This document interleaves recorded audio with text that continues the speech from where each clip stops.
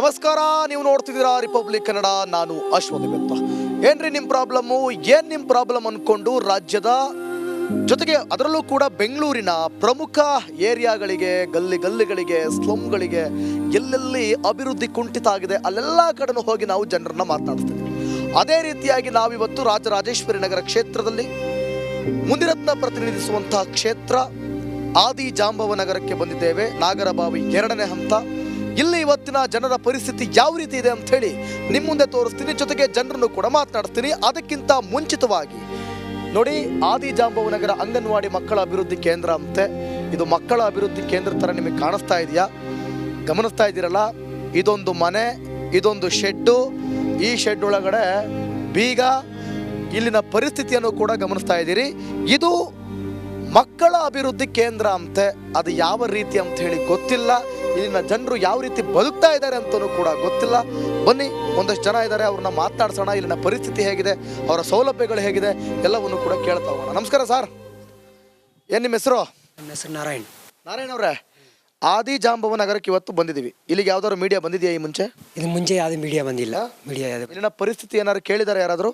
ಇದರಲ್ಲಿ ಬಂದು ನಮ್ಗೆ ರೆಟ್ಟು ಇವರು ನಂಜಪ್ಪ ಸರ್ ಇದ್ದಾರೆ, ಅವ್ರ ಹತ್ರನೇ ಮಾತಾಡಬೇಕು. ಹೌದಾ? ಈಗ ಏನು ಪ್ರಾಬ್ಲಮ್, ಈಗ ಇಲ್ಲಿ ಏನೆಲ್ಲ ಸಮಸ್ಯೆಗಳಿದಾವೆ?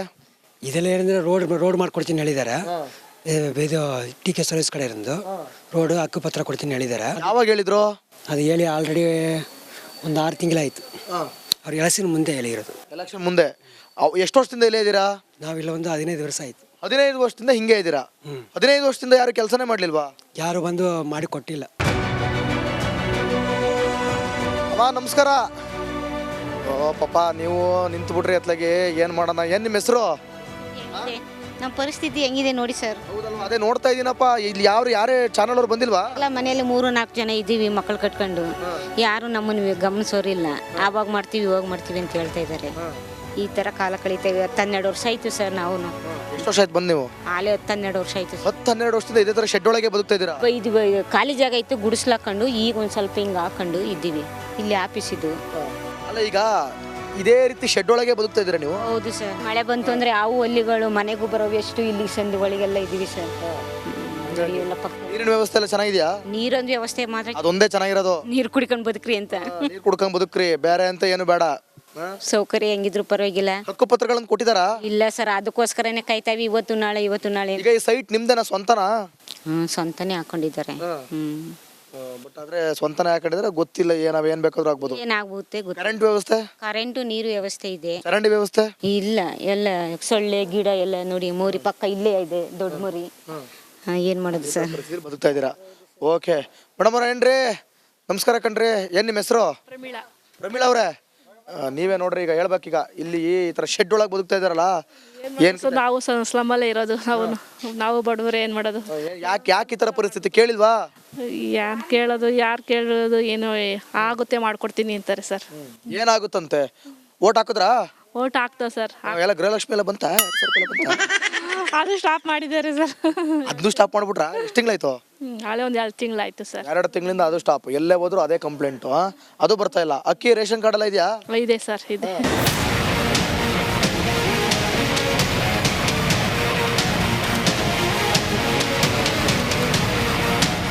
ಅಮ್ಮ ನಮಸ್ಕಾರ. ಏನ್ ನಿಮ್ಮ ಹೆಸರು? ನನ್ನ ಹೆಸರು ವಿಜಯಮ್ಮ. ವಿಜಯಮ್ಮ, ಈ ಮಾಮೂಲಿ ಇವು ಬಂದ್ವಾ? ಗ್ಯಾರಂಟಿ ಫ್ರೀ 2,000 ರೂಪಾಯಿ? ಇಲ್ಲಪ್ಪ, ಇದು ರೇಷನ್ ಅಲ್ಲಿ ತಾನೆ. ಅವಲ್ಲ, ಈ ಸಿದ್ದರಾಮಯ್ಯ ಕೊಡ್ತೀನಿ ಅಂದ್ರೆ 2,000 ರೂಪಾಯಿ ದುಡ್ಡ ನಾನು ಇನ್ನೂ ಇಸ್ಕೊಂಡೇ ಇಲ್ಲ ಮಗ. ಯಾಕೋ ನಮ್ಗೆ ಗೊತ್ತಿಲ್ಲ ಬರೆಯಕ್ಕೆ. ಇವಾಗ ನಮ್ಮ ಮೊಮ್ಮಗಳು ಮಾಡಿದ್ದಾರೆ. ಗೃಹಲಕ್ಷ್ಮಿ ತೆಲುಗುವಾ? ಗೃಹಲಕ್ಷ್ಮಿ ಚಪ್ಪಣ. Bengaluru all language. ಇಲ್ಲೇ ಇದ್ದಿದ್ದವ್ರಲ್ಲಪ್ಪ ಕರ್ನಾಟಕದಲ್ಲಿ. ಇನ್ನೇನಪ್ಪ ಎಲ್ಲ ಏನೋ ನೀವೇ ನೋಡ್ಬೇಕು. ನಮ್ ಕಷ್ಟ ಅಲ್ಲ. ಶೆಡ್ ಒಳಗೆ ಬದುಕ್ತಾ ಇದೀರಲ್ಲ, ಏನ್ ಮಾಡೋಣ? ಇಲ್ಲ ಅಲ್ವಪ್ಪ, ಒಂದು ಪತ್ರ ಒಂದು ಕೊಡ್ಬೇಕು ಅಷ್ಟೇ. ಅದು ಒಂದು ಹಕ್ಕು ಪತ್ರವನ್ನು ಕೊಡ್ಬೇಕು ಅಷ್ಟೇ. ಅದು ಕೊಟ್ರೆ ನೀವ್ ಏನಾರು ಒಂದು ಮಾಡ್ಕೋತೀರಾ? ಮಾಡ್ಕೊಡಿ. ಆದ್ರೆ ಈ ಶೆಡ್ ಒಳಗೆ ಅಂತ ಎಷ್ಟು ದಿನ ಬದುಕ್ತೀರಾ ನೀವು? ಇರೋವರೆಗೂ ಬದುಕಣ್ಣ, ಬಾಡಿಗೆ ಕಟ್ಟಕ್ಕಾಗಲ್ಲಲ್ವಾ? ಮೊಮ್ಮಕ್ಕಳು, ಮಗನಿಗೆ ಏನೂ ಇಲ್ಲ, ಕಾಲು ಮುರಿದೋಯ್ತು, ರಾಡಾಕಿದ್ವಿ, ಕೈ ಮುರಿದೋಯ್ತು, ರಾಡಾಕಿದ್ವಿ. ಯಾರು ಸಂಪಾದನೆ ಮಾಡಿಕೊಡ್ತಾರಪ್ಪ? ಬಾಡಿಗೆ ಕಟ್ಟಬೇಕಲ್ಲ, ಯಾರು ಕೊಡ್ತಾರೆ? ಮೊಮ್ಮಕ್ಕಳಿಗೆ ಅಮ್ಮ ಅಪ್ಪ ಇಲ್ಲ, ಅವರು ನೋಡಬೇಕು. ಬದುಕ್ತಾ ಇದ್ದೀವಿ, ದೇವ್ರು ಬಿಟ್ಟಂಗೆ ಆಗುತ್ತಲ್ಲಪ್ಪ. ಅಲ್ಲ, ಆ ದೇವ್ರ ಇಚ್ಛೆ.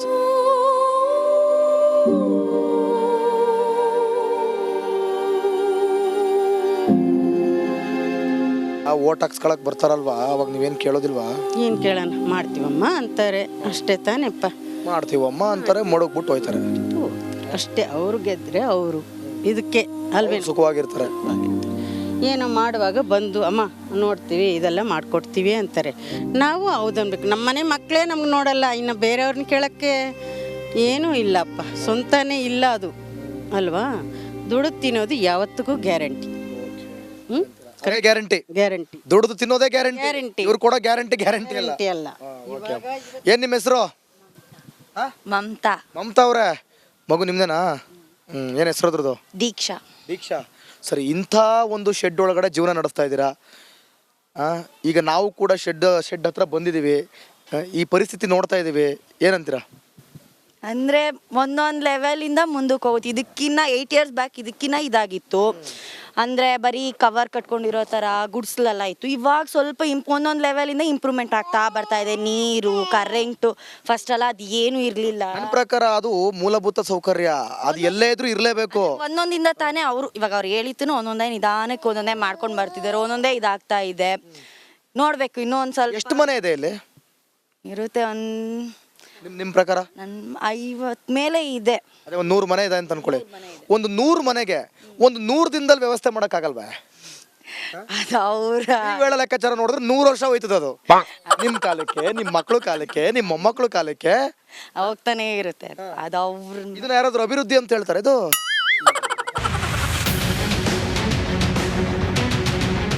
ಬಾಕಾ ಬಾಕಾ ನೀವು ನಾಚಿಕೆ ಪಡಕನಕ್ಕ. ನೀ ನಾಚ್ಕೊಂಡ್ರೆ ನಮಗೂ ನಾಚಿಕೆ ಆಯ್ತದೆ. ಏನಕ್ಕ ನಿಮ್ಮ ಹೆಸರು?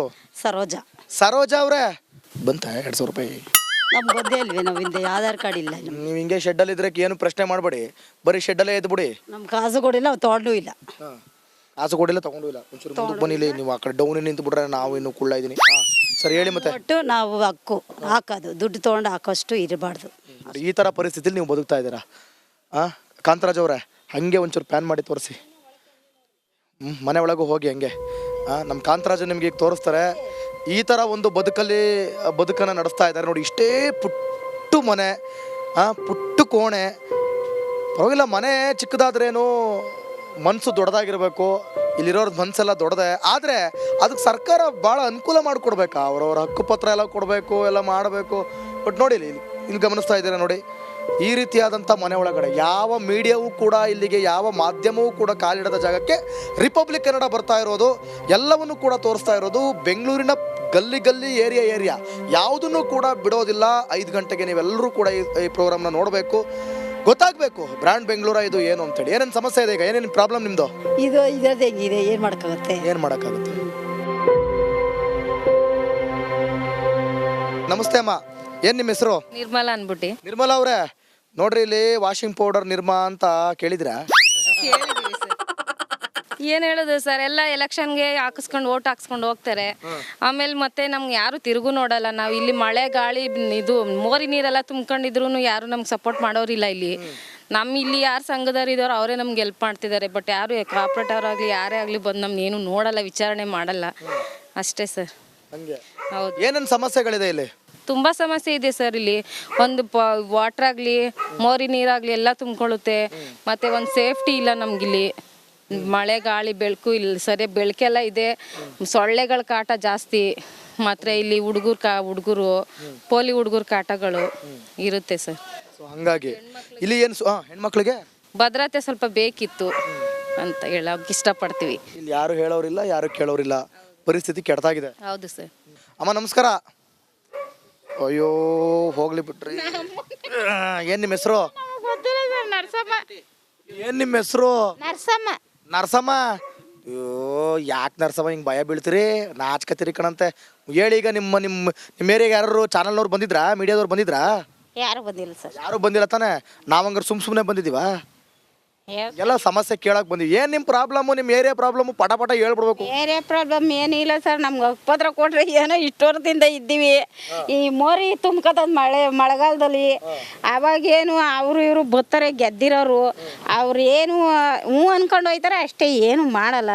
ಒಟ್ಟು ನಮ್ಮ ಏರಿಯಾದಾಗ ಇರೋರು ನಂಜಪ್ಪ ಸಾರು ಮಲ್ಲೇಶಪ್ಪರು ಅಂತ ಅವ್ರು ಏನೋ ಒಂಚೂರು ಬರ್ತಾರೆ, ನೋಡ್ತಾರೆ. ಅರ್ಧ ರಾತ್ರಿ ಆಗಲಿ ಬರ್ತಾರೆ, ನೋಡ್ತಾರೆ, ಏನೋ ಒಂದು ಮಾಡಿಸ್ಕೊಡ್ತೀವಿ ಅಂತ ರಾಜಕಾರಣಿಗಳು ಯಾರು ಬರಲ್ಲ, ಅಧಿಕಾರಿಗಳು ಯಾರು ಬರಲ್ಲ. ಬರ್ತಾರೆ ಆಶ್ವಾಸನೆ ಕೊಡ್ತಾರೆ, ಹೋಯ್ತಾರೆ, ಇಲ್ಲ ಅಂತಲ್ಲ. ಆದರೆ ಈ ತಲವರೆಗೂ ಅಲ್ಲೇ 12 ವರ್ಷ 13 ವರ್ಷ ಆಯ್ತೈತೆ. ಈ ತಲವರೆಗೂ ಏನು ಇಷ್ಟಕ್ಕೆ ನಿಂತಿದ್ದೀವಿ ಅಷ್ಟೇ.